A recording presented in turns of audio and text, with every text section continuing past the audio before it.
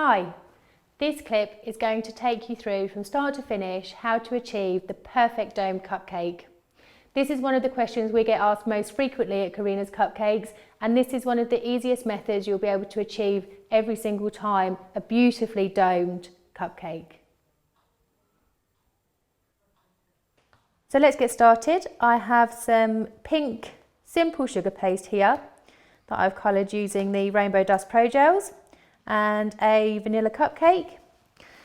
I'm going to need some buttercream, and the buttercream should be quite firm, firmer than if you were going to pipe with it. The quantities that I've used for this buttercream are 500 grams of icing sugar, 120 grams of softened butter, and 15 millilitres of whole milk with around about half a teaspoon of vanilla extract. I've put about a spoonful of buttercream onto the top of this cupcake, and you can see that I've left a well all the way around the edge. I haven't smoothed it or used a palette knife on it or even been particularly careful. I've just made sure that the gap is equal all the way around the edge of the buttercream. I'm going to make sure my fondant is properly warm. There shouldn't be any cracks or lines in this fondant, and you should be able to roll it without the edges cracking at all. A friction roll, which is what I'm doing here, is a really great way of ensuring your fondant is correctly warmed. As soon as the lengths come between my hands out of the ends, I fold it back on itself and I roll again.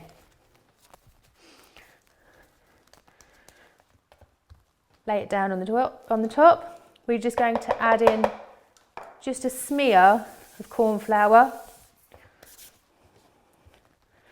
and roll out. The cupcake cases that we use at Cupcake HQ are standard muffin size cupcakes. The cases have a 55mm base, and I use a 78mm disc cutter for my domes. Now you'll see that this looks too big, far too big when I put it over my cupcake, but we have to allow for the rise of the buttercream. I cut my disc, remove the excess, pick the disc up, and you can see that this is about 4mm thick. I lay it on. If you go too thinly, what's going to happen is that your fondant's going to sit inside that well that we created around the edge of the cake. Now, at this point, I'm using what we call the claw hand. And the claw hand comes down from the top, and we're just making sure that this disc sits evenly on top of the cupcake. I'm not touching the top, I'm just working around the edge. You can see from the side of this cake now, our disc is going at this angle. Now that angle is something we really want to look for, because we want to get the bottom edge of this disc to tuck inside the cake. And from the top, you shouldn't be able to see any of the case below it. So I work around holding the cake with these two fingers on the bottom. This also prevents me from pulling the side of the case away from the cake. And I use this part of my finger here to start to tuck it in. Just lifting and tucking as I come around, making sure that it's completely even. If you've put too much buttercream in your cupcake, you may need to just gently pat down on the top to give you a little bit of extra to work with. Do be careful not to pat down too much, or you will suffer the dreaded oozing cupcake. The oozing cupcake and the ring of hell cupcake are equally undesired.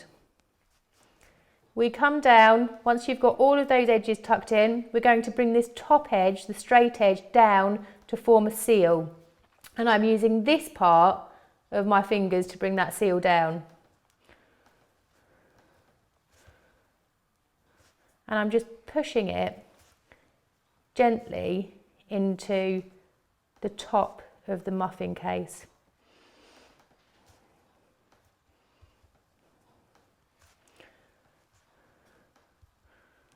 And I'm just shaping and patting it down as I go. Once you are tucked in all the way round, we give our cupcake a cuddle. And the cuddle is what helps to keep its shape. So we just work around it and we're just making sure that the shape is perfect, the rise on the dome is equal and even.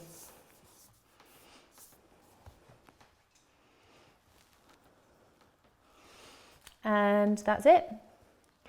There is our perfectly domed cupcake.